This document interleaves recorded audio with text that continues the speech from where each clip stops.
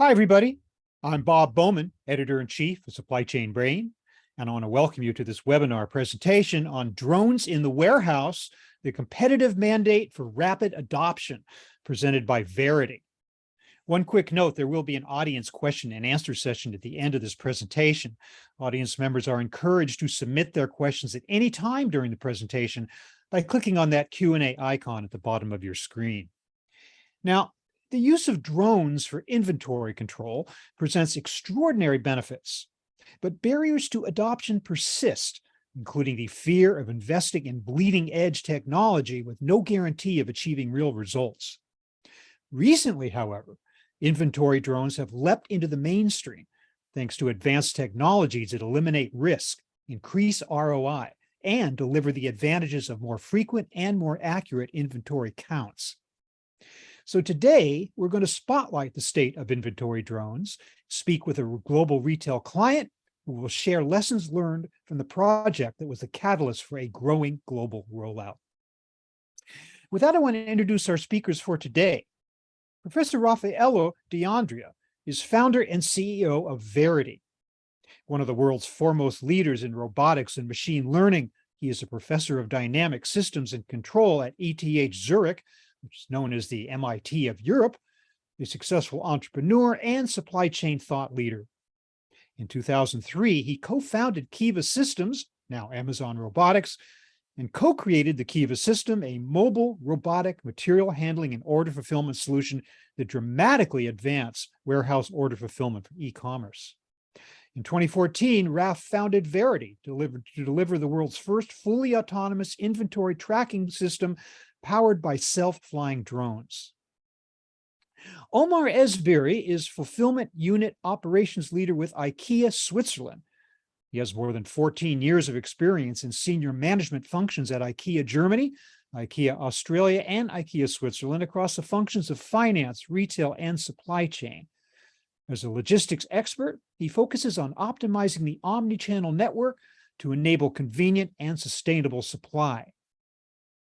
Dr. Erez Agmoni is Senior Vice President of Innovation and Strategic Growth for Supply Chain Warehousing and Distribution, North America, with Maersk. His industry experience includes more than 25 years in supply chain management, freight forwarding, logistics, engineering, and digital innovation. So before we kick off the presentation, we want to hear from the audience on an important question. We're going to give you a poll question and ask you to respond to the following question. And it is, what is your experience to date with inventory drones? Here are your choices. Piloted in the past, piloting today, currently using in our warehouse or warehouses, or never tested a drone-based solution.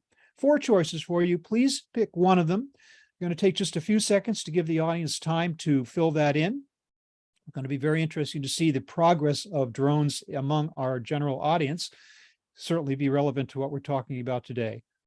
So just a few more seconds and we will be seeing what you feel about that. Here we go. Okay. Well, the great majority, 84%, said never tested a drone-based solution, which makes this presentation all the more vital. Second to that, following way behind, 7% said they're piloting today. 5% said they piloted in the past, and 4% said currently using in our warehouse or warehouses. Well, interesting. So with that, I'm going to pass it on to Raf D'Andrea for his presentation. Raf, take it away. Thank you, Bob.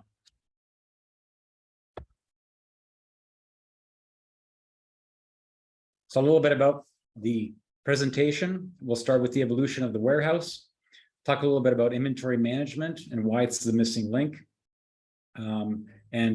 Later we'll have a panel, the early adopters panel, discuss a little bit about the path to adoption and kind of finish off with the future. A little bit about myself, my background. I got my PhD at Caltech a long time ago. I was a professor at Cornell University. I started the systems engineering program there and ran a program centered around RoboCup, which was the world leading robotics and AI competition. Had about 30 students. We won the world championship 4 times. While on sabbatical at MIT, which only lasted a couple of weeks, I met Mick Mounts, an entrepreneur, who was actually using our RoboCup videos to convince anyone that would listen to him that you could use mobile robots to disrupt distribution facilities. We really hit it off, and along with Pete Werman, we founded Kiva Systems, which eventually became Amazon Robotics when it was acquired by Amazon. In 2008, the part that I was responsible for was well established at Kiva, the whole movement part of the solution.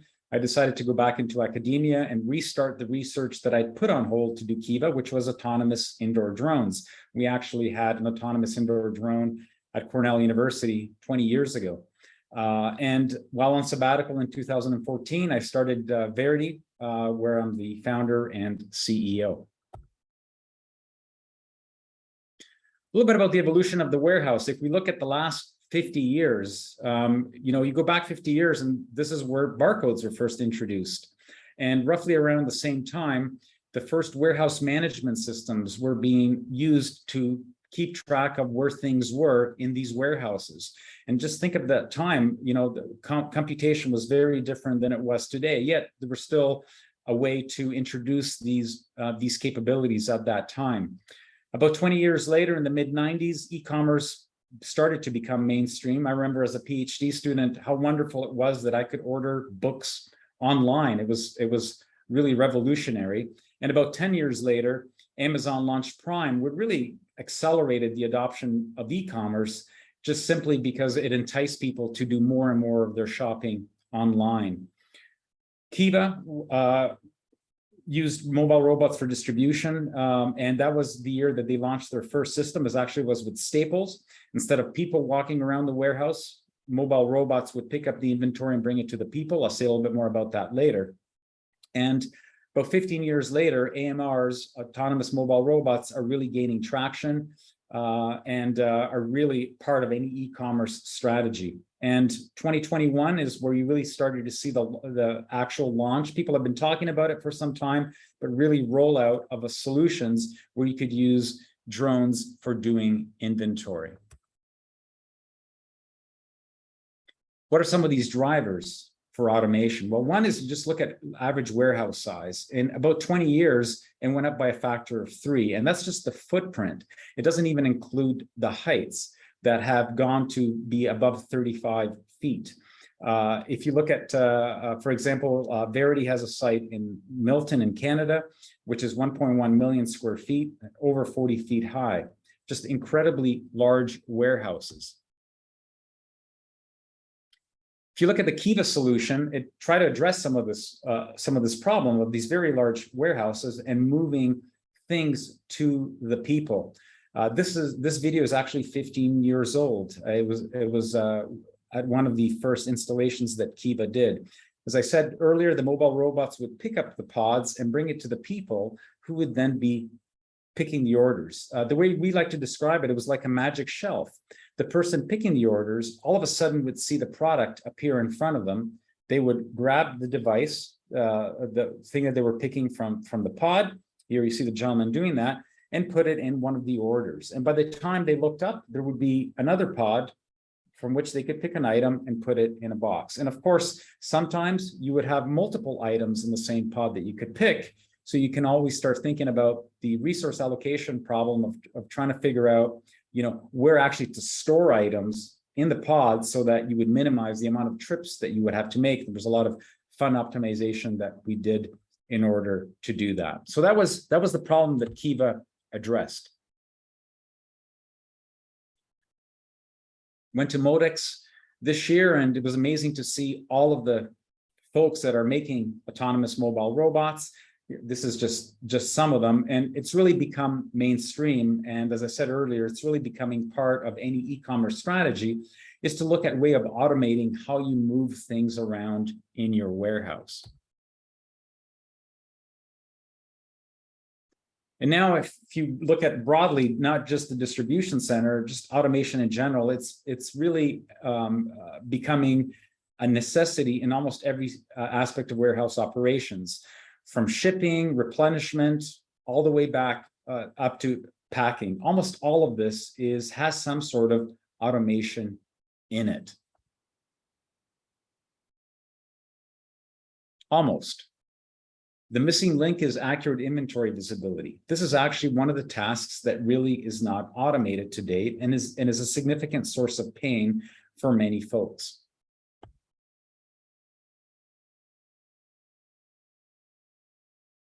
These are some of the problems, issues that you hear associated with inventory, right? So one is the only way that you can ensure customer service is to overstock. You have to have a buffer simply because there's errors in your warehouse. And then you have the write-offs, right? You write things off because you don't know where they are when you need them. You have to go hunt for them, you can't find them. So you have to write them off, which can be significantly expensive.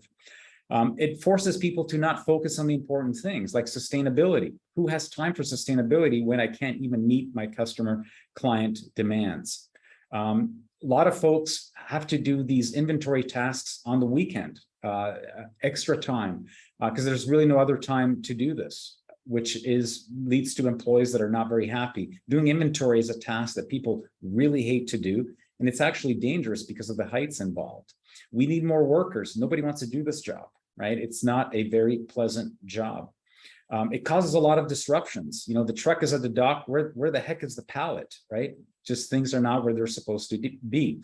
The WMS thinks something is somewhere, but it's actually not there. There's all of these errors that are kind of accumulate in the warehouse and cause disruptions. So basically, it just causes many, many pain points.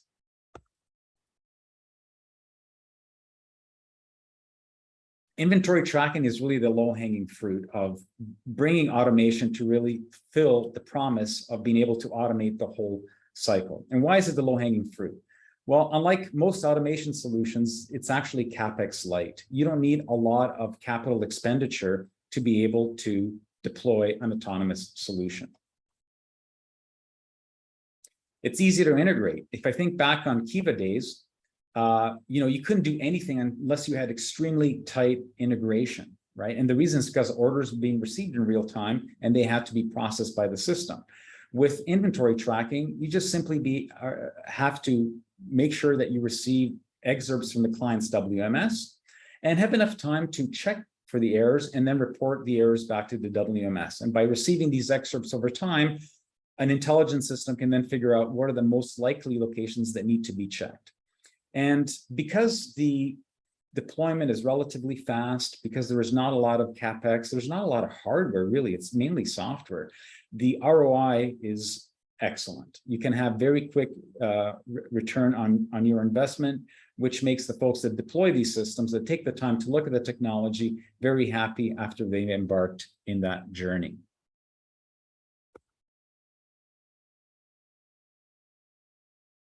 So one of the things that we're finding with many of the clients that you talk to are that labor is very difficult to get these days. And it's also very difficult to get for these specific tasks that are, as I said, they're not very fulfilling. They're very dull tasks.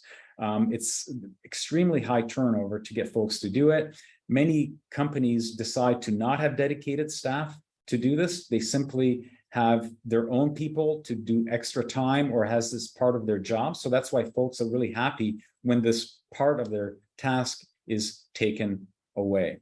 It's a very difficult task to find labor to do.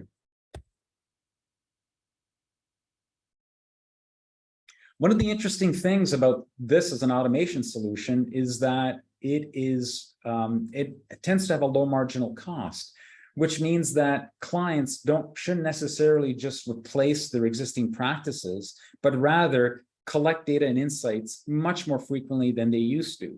By doing that, they can drive their errors down to zero, which has a whole bunch of other benefits. They can identify and correct errors as they happen. If things are in the wrong place, you have to go hunt for it when you need it. If you actually can prevent that from happening, you're reducing a whole amount of time for forklifts to drive around and find things. And if somebody goes to a retail store and they want to buy something and it's not there, then it has a whole bunch of expenses associated with it, simply because now you have to file a ticket, you have to then deliver the goods to that person who had originally come pick it up. And that doesn't even include the fact that that person is kind of unhappy. They wanted to go home and bring that item home, and it's no longer able to do that. You can mitigate that by scanning more often. this point, as I already mentioned, avoid stockouts and oversells, right? If you have the wrong information in your WMS, garbage in, garbage out. People go to the store, the system tells them it is there, they show up there, but it's simply not there. They go home and they're an unhappy customer.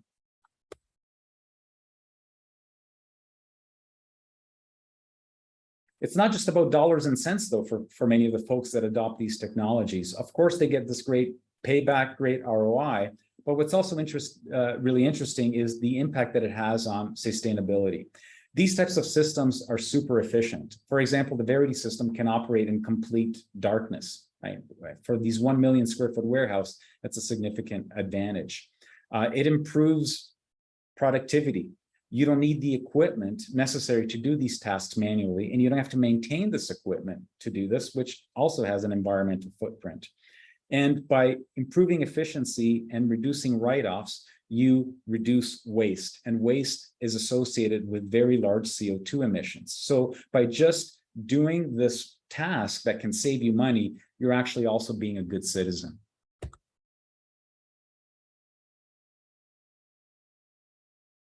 Here's the Verity system in action. It is fully autonomous, takeoff, landing, charging, navigation. It requires no human intervention. The only time that a person ever needs to touch a drone is after roughly 1,000 flights. The batteries wear out and they need to be replaced, which takes less than a minute.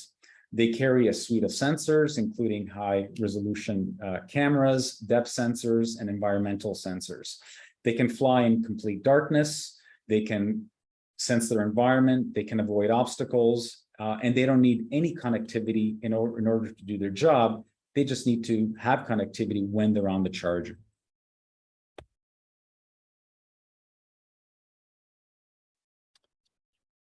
Well, thanks very much, Ralph, for that. Let's move into the panel discussion portion of our presentation. Let me bring in Omar Esbiri of IKEA and Erez Agmoni of Maersk as well to talk a little bit about their experience as early adopters of this technology. And let me start with Omar of IKEA. Let me take you back to the beginning of this story and ask you, what were the inventory problems that you were facing that necessitated change? Yes, hi. First of all, big thank you for having invited me. It's a pleasure to share with you the experiences that we have made. So I would not say that the inventory differences were for us the starting point. So it was more the fact that we were moving from a, let's say, classical cash and carry retailer, meaning that the customers are coming physically to our shop, to an omnichannel retailer. Which means we have both on and offline business. And this simply requires another attention on our inventory accuracy in all our units. So, and then of course, there are two options to overcome the challenge. First, to invest, like Raf was sharing, in more people and hours, or to be capable to do the counting manually, or to invest in new technologies. Okay. So once you did implement the technology, how quickly did you see an impact on warehouse operations? What we have learned there is that on the one hand, the drones do enable a very proper and super reliable counting.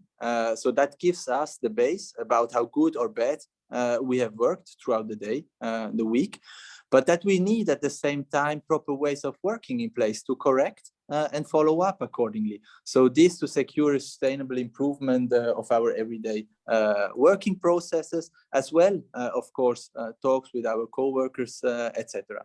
So I would say pilot store, or let's say the very first unit that we have implemented took about 3 months to get the full benefit of it.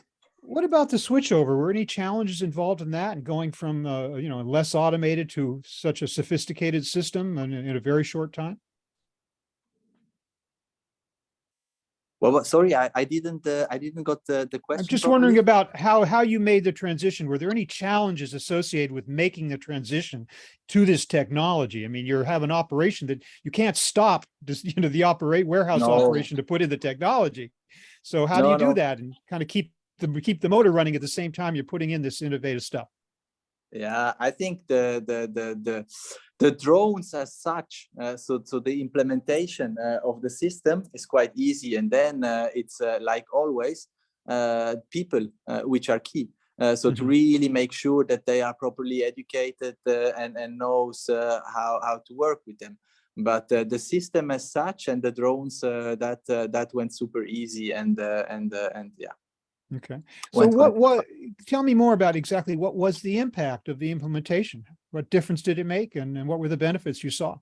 Yeah, I think one of the major benefits, of course, is since we have installed the Verity system, that we do scan much more. So we have much more inventory scanning that take place compared to before. So we have today around about 19, so 19 more scannings compared to before. So we have moved from checking round about 30% of the 150,000 pellets we have in movements in a store per year to over 90%. And that leads for us to some great outcomes. First of all, in better productivity. So we need, of course, to invest less time. So when we are talking unproductive hours, we can use these hours much better. And let's say for the major operational processes that we have. Then the second point is connected to less oversells. So as we have a better inventory accuracy, we have less unhappy customers, so to say. We have more accuracy in our systems, which leads, of course, to better reliability. And then the third, let's say, major impact is connected to the people dimensioning. So we can offer a better and more attractive working environment. As well, to refer back to what Raf just shared with us. So where are you in terms of your implementation and adoption of this tool? How exactly is IKEA working with the Verity system today? So we have, let's say, one major feature which is implemented and installed, which is connected to full pallet checks. So whenever we move a full pallet within our warehouse, that's what the drones do check day by day. And as already shared, so they are flying around autonomously. So for us, it's really to take up then the follow up and then to see, okay, which discrepancies did the drones found, and then it's up to us to replace and to correct accordingly. So we have today in Switzerland 5 IKEA stores in which we have the drones flying. Well, thank you for that, Omar. It's really no surprise that one of the great innovators in the history of retailing is also a great innovator in terms of warehouse distribution and the use of drones. So a very interesting story. Erez Agmoni of Maersk, let me bring you in and hear a little bit about Maersk's story and your application of Verity. What were the main problems that you were looking to solve with the Verity system? Thank you, Bob, for the question. Thank you for having me here and sharing the story. So what we found in our warehouses, and we grew very, very fast in the last few years in our warehouse footprint around the world, and specifically in the area I'm responsible, North America. We moved from 20 warehouses to 3 years ago. We are now at close to 160 warehouses. So when you grow very fast like that, a lot of the old ways are inherited because you kind of forget to focus to change those things. And we found that many times when we really need cargo, we don't find it. It doesn't happen on a daily basis, but normally you found it that somebody made mistake when you really, really need the cargo. So the way we tackled that was in the past sending a group of 3, 4, 5, 6 people, scan the warehouse very fast because there is urgency for that specific missing cargo, let's bring it, potentially find it, and you waste time, you waste energy, you take people from other roles. So when we learn about the work that Raf is doing with Verity, we kind of, oh, that could be a very interesting potential solution for us. And when we worked on the proof of concept, we find that definitely this could be something that changed the game for us. We identified in the locations that we ran the proof of concept, we identified 6% of bad data. So either we expect a shelf to be empty, but there is something there, or we expect the shelf to be full, but it's empty, or we expect to have these goods, but we find something else. So 6% of those cases, just think about how many hours could it lead to for people to go and find it and actually identify all these locations. And that's kind of where we decided this is a very interesting thing for us to try to solve using the drones. So you targeted those locations where it made most sense to implement initially, right?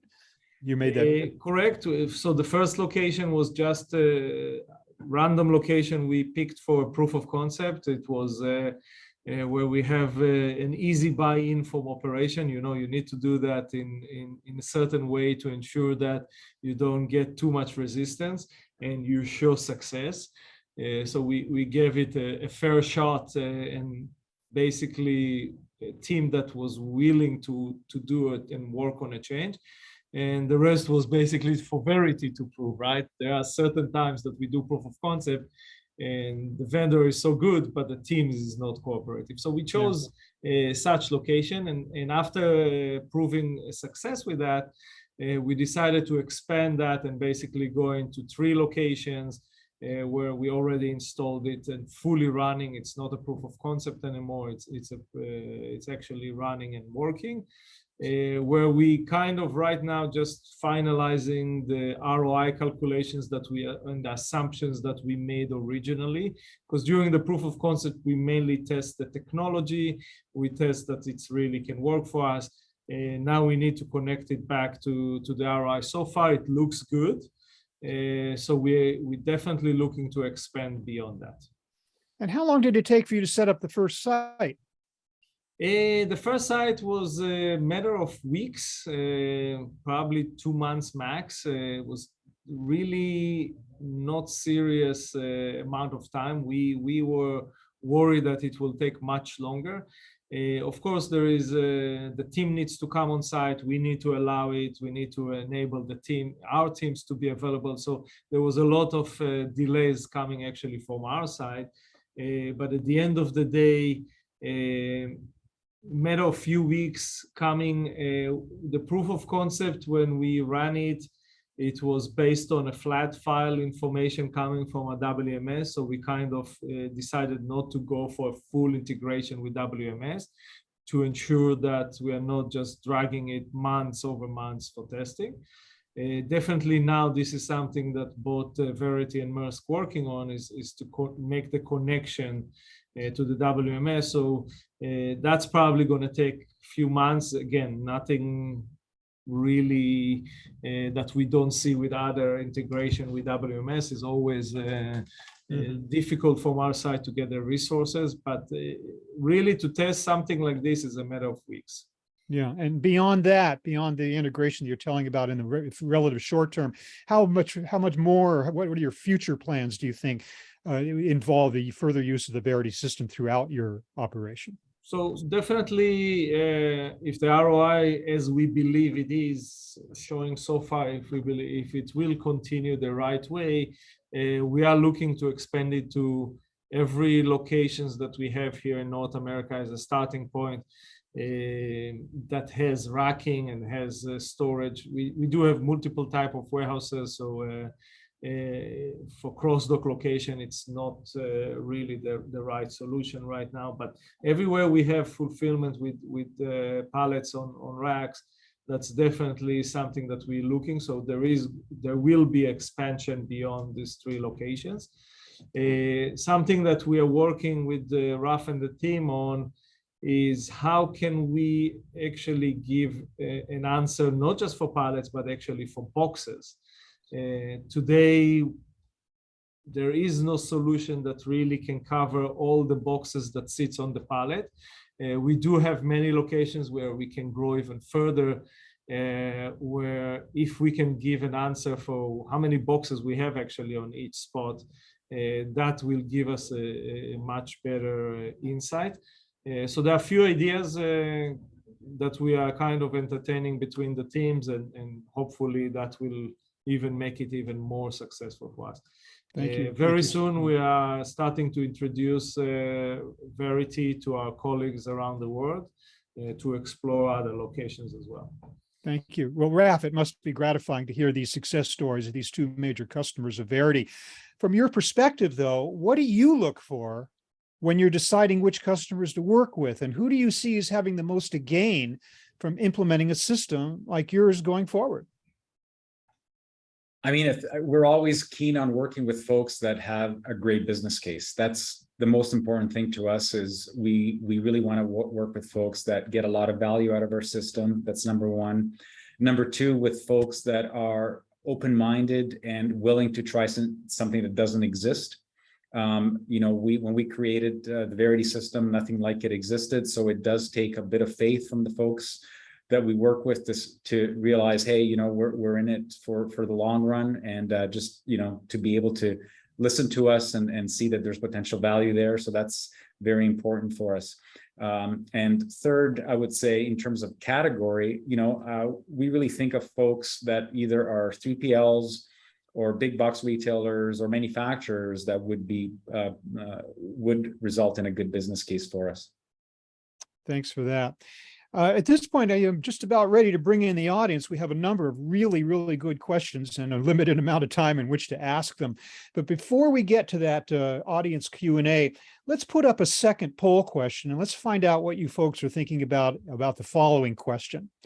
In what areas do you think inventory drones may deliver the greatest benefit to your organization? Now, this is a multiple choice. It's not one only. You can choose more than one here. So please select the ones that relate to you. Here they are. Here are the choices: eliminating write-offs, reducing stockouts, improving sustainability, freeing up labor hours, and reducing operational costs. So there are 5 choices. You can choose one or more than one, as many as those that relate to you. All of them are very compelling use cases for drone technology, as we're hearing today. It's a extremely exciting area with a lot of potential going forward, and we'd love to hear what you folks are thinking in terms of the big advantages there. So just get a few more seconds here, and we'll see what the results are. Okay, here we are. Well, here we are again. Boy, cost is important, isn't it? 83% said reducing operational costs. 76% said freeing up labor hours. 42% reducing stockouts. 36% eliminating write-offs. And 27% improving sustainability, which I'm guessing is going to be even more important going forward. But as of now, those are the results, all compelling use cases for drone technology. So we could bring everybody up. If I don't know if we can get Omar back, but in any case, it is time for our audience question and answer, the question and answer portion of our presentation. And I guess basically I'm going to throw these questions out and see who wants to take them. But this question is just a basic one, and it's how important is the drone itself versus the software that runs it? Maybe that's a Raf question to start. Probably, and I would say that for Erez and Omar, you could even ask an even broader question: how important is the drone? Forget about software or hardware. And I think they would say, well, they don't really care about the drone. They just care about the insights that are generated by the drone. But if you want to drill into the drone itself, you know, a drone mechanically is a very simple device. It's 4 motors and propellers. The magic is all the software that runs on the drone. Now, of course, you have to do a good design. And, you know, with Verity, the drone is made specifically for this purpose, just like the Kiva robots were made for the warehouse. the Verity drones are made for flying indoors to collect data and insights when you need them, where you need them. Most of the magic is in the drones, is in the software that runs on the drones. But that's just half of it, right? Then, you have to then take the data that is produced by the drones and extract meaningful insights from it, which is at the end of the day, all that, Erez and Omar care about. I absolutely, sorry, I'm jumping in. I absolutely agree with Raf here. We don't care if it's a drone, if it's a broom flying in the air or whatever it is, really what we care, it's the data that he can share with us and the insights of this 6% that I was talking about. This is tremendous. Thanks for that. Okay. This question is, are the flights autonomous? And if so, what is providing position information, given that the flight is indoors where GPS is not available? What is the pre-flight planning process? Yeah, I probably should answer that one as well. Again, because Erez and Omar just don't really care about that kind of stuff. But, from a technical perspective, yeah, the drones do what's called inside-out localization, means that all the active components are on the drone. The drone has its own sensing and illumination capabilities to be able to figure out where it is. Once it knows where, if it knows where it is, it's basically the equivalent of GPS, but it's done, from the inside out. And then to figure out where to go, we have a system that lives in the cloud. Various algorithms that run to figure out which drones should perform which tasks. They're given missions, then they execute those missions. They don't need wireless to execute those missions. Once they know what their missions are, they take off and they execute it. They're really autonomous little entities. And then when they land on the chargers, they do a lot of processing on the data they collected. And once they're happy with what they've received, they upload that data to the cloud, and then the cloud gets the insights out of that data, which has been processed, but there's still more insights that you want to extract from it, and then makes that available either directly to the client's WMS, once you have tighter integration, as Omar and Erez were talking about. But even when you don't, you can get started by simply having a list of potential issues that a person can read and then figure out, how do I solve this? Mm-hmm. Okay. It looks like this one might be for Raf as well. We are facing a few issues with our current drones. Navigating the drone between narrow aisles seems challenging. OCR, optical character recognition, enabled drones are not very accurate. Does Verity have any solutions for this? Well, we actually deployed a system with the Erez recently. It's that has very narrow aisles. So that was a great success for us. It's working well. Where you have to be careful with these narrow aisles. Narrow aisles usually means 1.60 meters, 1.80 meters. It is hard to fly a drone in very narrow spaces. Even though you think the drone fits, there's a lot of turbulence effects that come into play.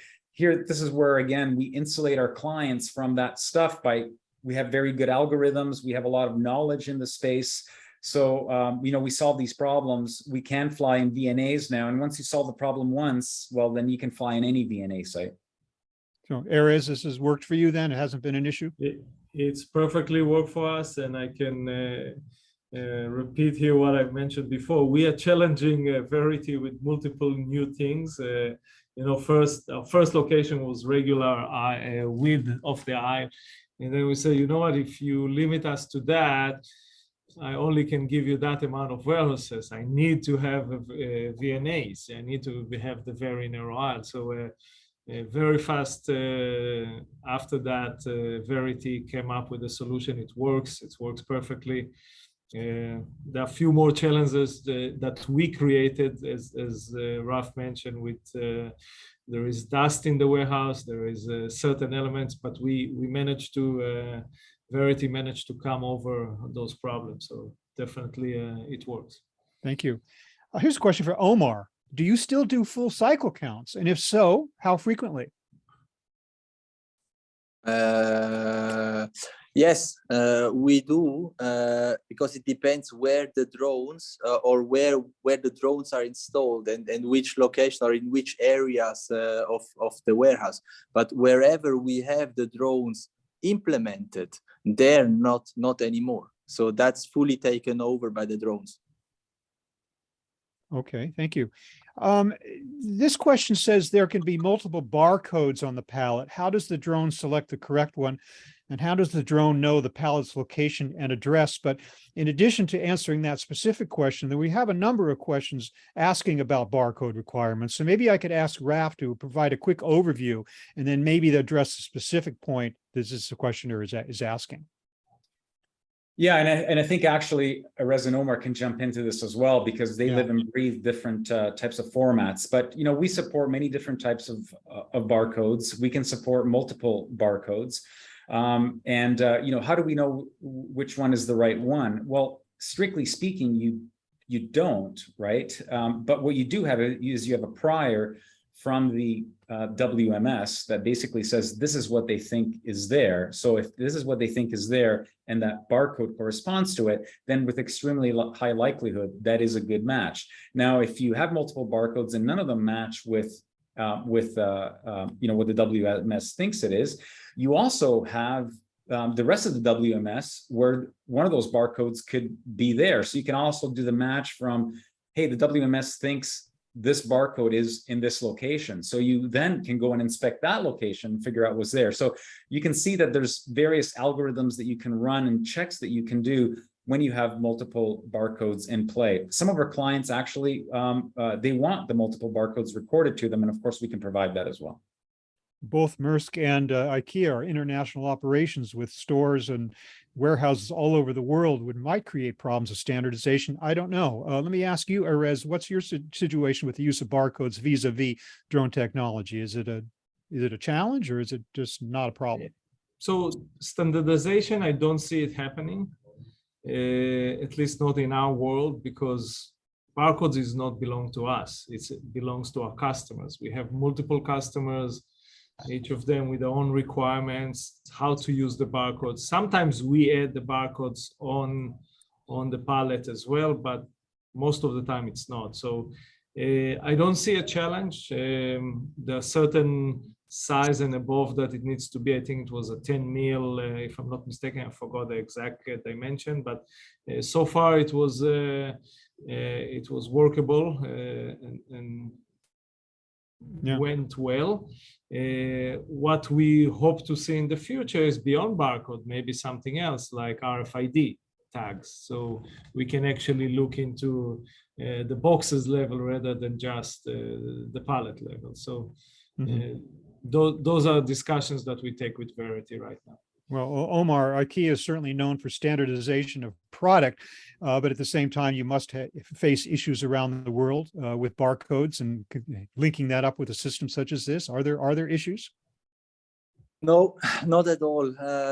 Can fully confirm what as well Raf just shared before. So it's very much linked to the WMS system that we have, and we even had, or at least I'm aware about a case that due to the drones, we figured actually out that from supplier side, there was, let's say from the original sender side of our goods, there were some issues with the drones, and due to the drones, we realized that and were then able to send this information back, actually, back to the supplier. So no issues at all when it comes to barcodes. Thank you. So what is the typical accuracy of the technology? How long does it take to, quote unquote, train the model and increase the accuracy to acceptable levels? Let me start with the actual users on this one. Erez, what were your experience with training the model, if indeed such a thing was necessary?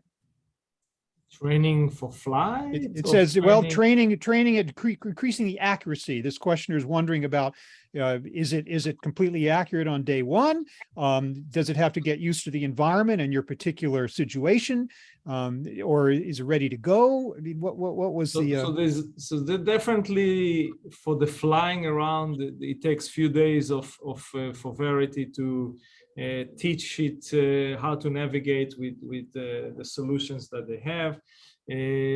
To read the barcode, it's a matter of you know, the first day you can relatively get it done. If it's done, it's done. If not, what needs to happen. So there was no really a learning curve that needs to happen.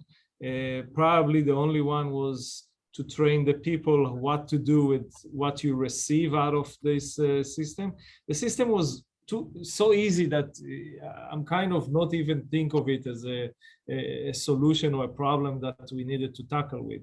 It's really, okay, now that we have all this information about the bad locations, how do we deal with that? What do we do? How do we make the exceptions in the WMS? This is a little bit of a user training from our side, but nothing from the system perspective. Yeah.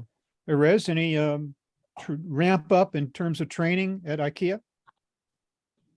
You mean Omar? I mean Omar. I'm sorry, Omar. All I good. apologize.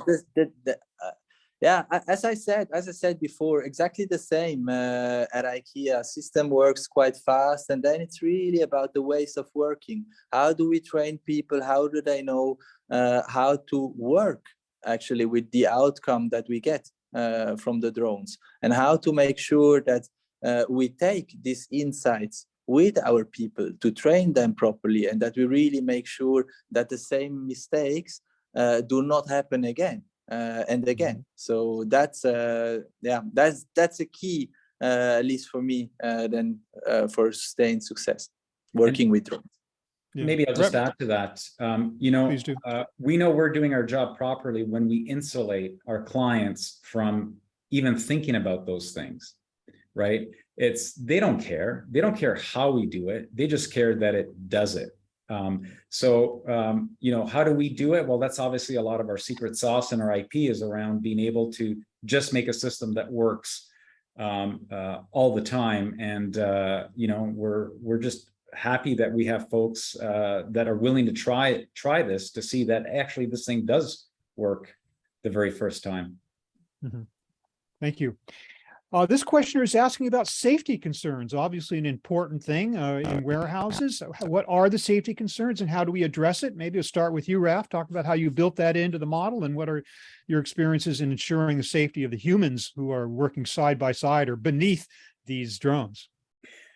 So there's various safety things that you can do. The first and easiest thing to do, of course, is to make sure that the drones and people are nowhere near each other, right? That's the easiest thing to do. And that's actually what we currently do with our clients, is that they operate the system when they know that there's no one going to be there. As I mentioned earlier, you know, our system can operate in complete darkness. That's obviously, you don't want people to be there when it's completely dark. So that's number one. Having said that, of course, you never know when there's going to be folks nearby. So we have, you know, we use the various sensors that are on the drone to determine if there are people, objects in the way. And when there are, we take actions to avoid them.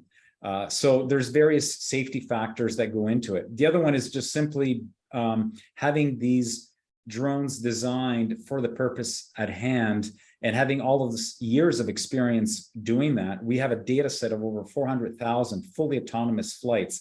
This has made, you know, we do pre-flight checks before we take off.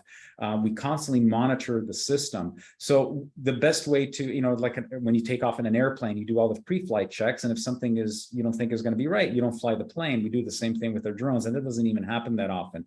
So there's various safety features that go on, and we've never had a safety incident. Okay, thank you for that. What about cybersecurity? Any issues there? The security of the system, the problems of hacking, anything of that kind? Or are you protected well against that, Raf? I mean, absolutely. We use best practices for making sure that things are encrypted, communications are encrypted. We have a cloud-based solution that we are rolling out, And obviously we take best practices to do that. You know, if banking can do it, then we can do it as well. So there's a lot of best practices they can adopt. We do pen testing with our development to make sure that there are no vulnerabilities in our processes. So, you know, there are best practices and we use them. Of course, we try to insulate our clients from that as much as possible. But frankly, their IT groups are very much into this. They're the IT groups of, you know, certainly Maersk and IKEA and most folks, I would assume, are very much on top of this. And they're going to really scrutinize your solution to make sure that you meet their requirements. Otherwise, they won't let you into their warehouse. Right. Okay. Thank you for that. You know, I think it's important because this is such a broad, all-encompassing issue. There's so much technology to think about, so many issues to take into account. Raf, I want to ask you, I want to make sure we get a perspective on this. If I'm a warehouse or an operation that wants to follow in the footsteps of Maersk and IKEA and the others, how do I even begin to get started? Yeah, I mean, I think that's a great question. You know, these are things that kind of you need to think about.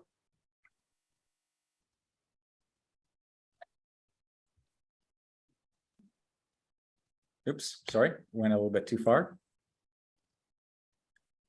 Okay, well, the first is, you know, first you have to find is the environment suitable for drones in your warehouse environment. And, you know, what do I mean by that? If it's super dusty, then it may be difficult to actually deploy your solution. So there, of course, you can clean the floor and then maybe all of a sudden now you can use them. The second one is, this is a really important one. The first one, we find that most places are suitable.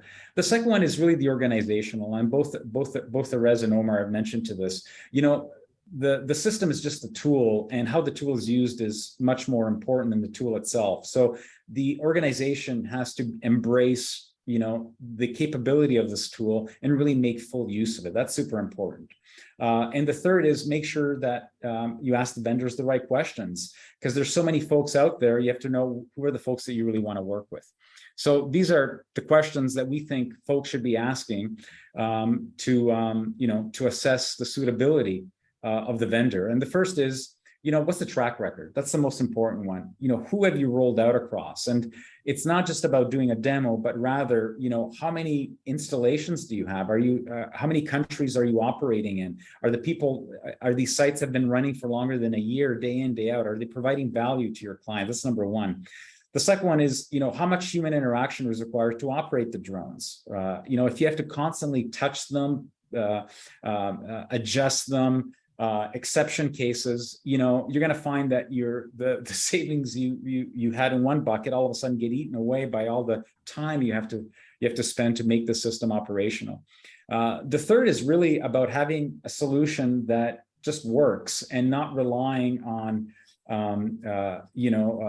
being involved in the process. If something that goes wrong, to having to call various folks. Like being a system integrator is not a good solution. If you going to system integrator for this type of solution is not a good idea, because if something goes wrong, who do you go to? You know, do you go to the person that made the drone that's not even designed for this use case?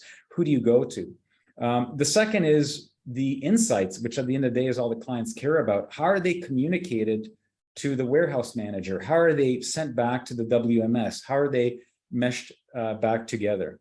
And last but not least, most of the folks that care about these solutions don't want it just one warehouse; they want it multiple warehouses. So, can the solution scale to meet their needs?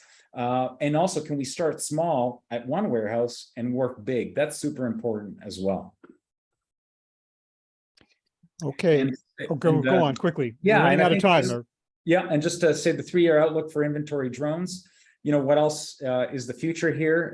There's a whole bunch of other use cases, predictive maintenance, being able to track things in the supply chain. We're working with our clients on this and get not just insights at one site, but multiple sites, and again, expanded use cases. Great. Thank you for those observations. We do have time, unfortunately, for just one more question. And I'm going to pose it to, well, maybe Ralph to start with. Here's the question. It seemed like it didn't take long for Kiva Systems to create massive change in how warehouses operate, not just at Amazon, but at warehouses everywhere. Do you see inventory drones having the same level of impact across the industry? I mean, I think so. And it's usually takes time for things to go into this exponential curve. You have the early adopters that kind of go out on a limb and take the risk and see that this is viable. And then when other folks see the value that is being provided, then they jump in. And it's also co-evolution of the system itself. As we work with Maersk and IKEA, we learn more and more about their use cases.